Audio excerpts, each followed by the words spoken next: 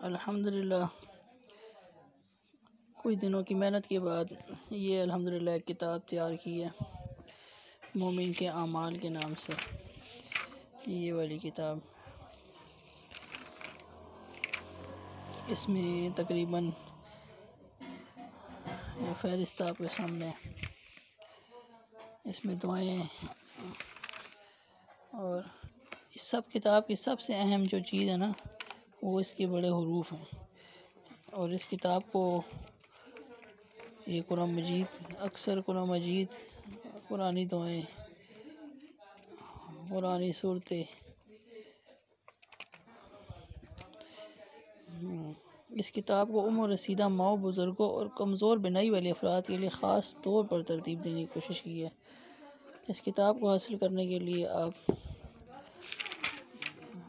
इस नंबर पर रब्ता कर सकते हैं।